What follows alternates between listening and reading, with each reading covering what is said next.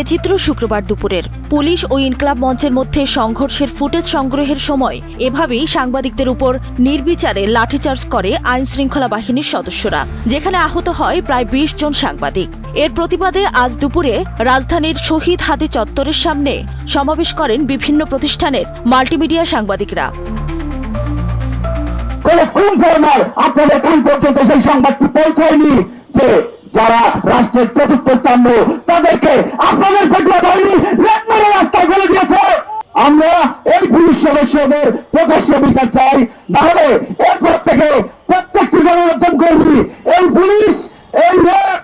Police সদস্যদের সাথে যতগুলো পেটুয়া বাহিনী আছে সবাইকে একসাথে বয়কট করবে। এই পুলিশদের কাছে আমরা জানতে চাই যে তোমরা কি হাইড করার জন্য সাংবাদিকদের মুখ বন্ধ করতে চাও, তোমরা কি লুকাতে চাও জাতির কাছে, সেটা আমাদের কাছে স্পষ্ট করো, ক্লিয়ার করো। মাননীয় তথ্য উপদেষ্টা, আপনি একজন নাগরিক অধিকার কর্মী। আমরা জানি আপনাকে এই সরকার থেকে নামার পর থেকে আবারও মিডিয়ার সামনে এসে দাঁড়াইতে হবে নাগরিক নেতা মন্ত্রীরায়, কিন্তু কোন মুখে আপনি দাঁড়াবেন? এই 24 ঘন্টা চলে গেল, আমার সাংবাদিক সহকর্মীদের উপর হামলা হলো, আপনি কোন পদক্ষেপ নিয়েছেন? আপনি তো আমাদের দায়িত্বশীল, আপনার তো দায়িত্ব ছিল আমাদের পক্ষ নিয়ে পুলিশকে জবাবদিহিতা করা, আপনি কিছু করেছেন? আগামী 5 দিন পর আমাদের কাতারে আপনাকে আসতে হবে, আমাদের সামনে আপনাকে দাঁড়াইতে হবে, সেদিন আপনি কোন মুখে দাঁড়াবেন? এ হামলা শুধু সাংবাদিকদের গায়ের উপরেই নয়, দেশের গণমাধ্যমের উপরে হামলা বলে মনে করছেন তারা।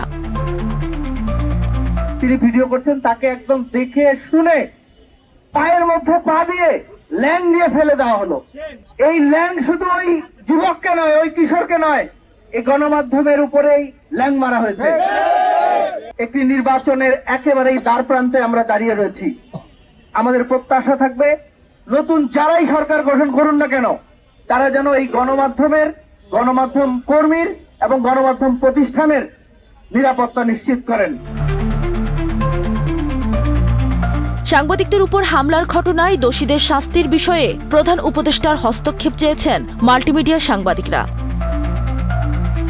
সাংবাদিকদের উপর যে হামলা হয়েছে সে হামলা কিন্তু আমরা নিন্দা জানাই। আমরা চাই যে এই ঘটনার এক সুষ্ঠু তদন্ত চাই, এই ঘটনায় যেন সুষ্ঠু বিচার হয়, আমরা এই দাবি জানাচ্ছি।